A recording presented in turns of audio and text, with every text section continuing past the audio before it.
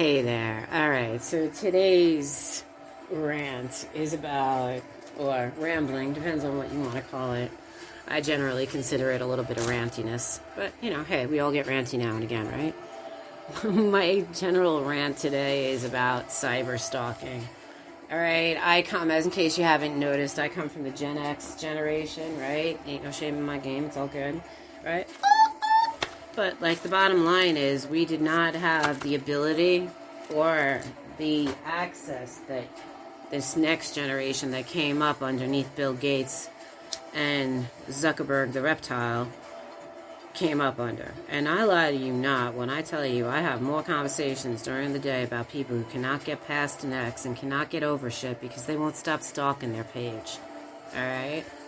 I really think that, as I said, with the whole day and age of swipe right and you have a brand new night, I feel like the cyber-stalking obsession came into our psyche. It's actually, in my opinion, I'm not going to lie, I really feel like it is a psychological disorder. I feel that anybody that's to cyber-stalk somebody has a psychological disorder, and I do feel that these technologies and these social media platforms have actually enabled a larger portion of the population to employ this sort of psychological psychosis, codependent behavior.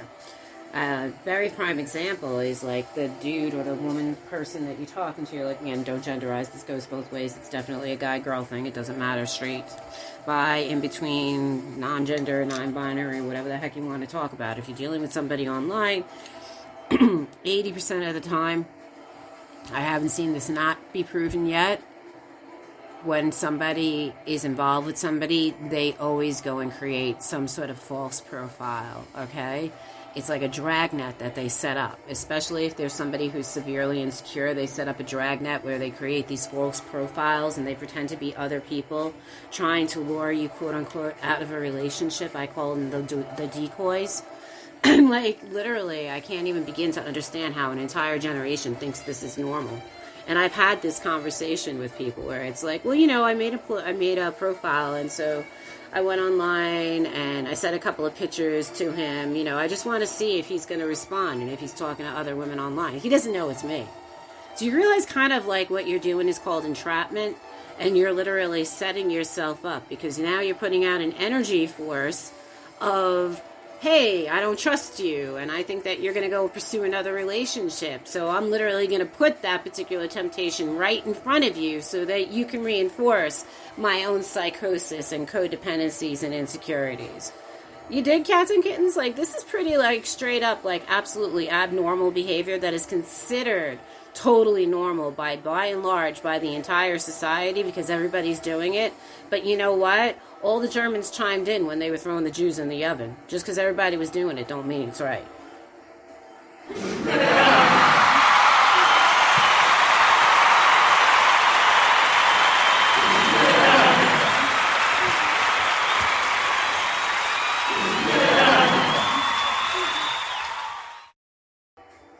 So I watch these people day and night, when I'm having conversations, and this is what they do. They actually cyber-stalk people. I've personally had so many stalkers in my life since the advent of, here you go, MySpace.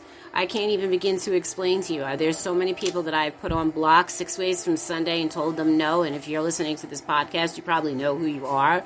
You're that person that keeps on liking and unliking my profile, keeps on subscribing and unsubscribing to my profile, really hoping that you're going to get my attention by this behavior. But I really don't care because to me, you're nothing but a wussy hiding behind a computer terminal and an IP address, which is probably cloaked anyway.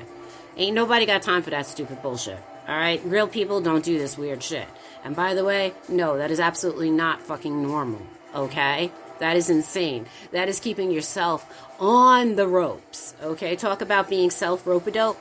You're keeping yourself on the ropes, constantly locked in a cycle of totally obsessing about this person who does not want you and has probably said this to you a million ways and in so many different directions, and probably put not only your phone number on block, your friendship on block, any new accounts that you create on block. In fact, probably when you call this person from some sort of blocked unknown number or you contact them through some sort of fake profile, the minute they get through talking to you, they probably hang up, block you, and delete you. Guarantee it. because they don't want to deal with you. That is why they're not communicating with you, which is why you're hiding behind an IP address that is cloaked, because you can't accept the reality of the fact that this relationship is over and you can't move on.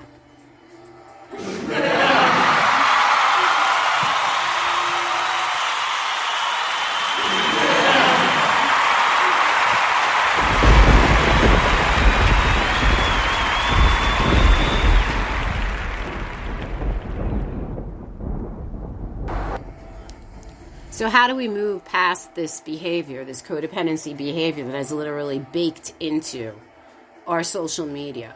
I can't even tell you how many Gen Xers and people that are older have gotten caught catfished out there by people on the internet that are younger than them because they're loping into communities that they don't realize are insular, and that everybody's talking to each other, and that they're setting up these little traps and dragnets online to lure them out and make them look like a fool. I think this kind of behavior is straight up juvenile. This is equatable to the Mean Girls scenario, okay? Only now it's going online. It's done online and it's done by everybody. And it's really not acceptable behavior. It's really undermining behavior, okay? And I have to be quite honest with you. It's definitely developing weak communication skills, because this generation cannot communicate with somebody directly. They don't know how to say anything directly, even if they're talking face to face to somebody, because they're so steeped in intrigue and scheming. Okay, it's ridiculous. And these are going to be the people that are going to be running our world one day, right? These are the people that are going to be sitting in office one day. People who do not know how to communicate, and people who engage in juvenile behavior online. And this is really crazy, because if you think you live in a surveillance state now, wait until all these codependent cyber-stalkers get to be your personal bodyguard and your personal lord in chief.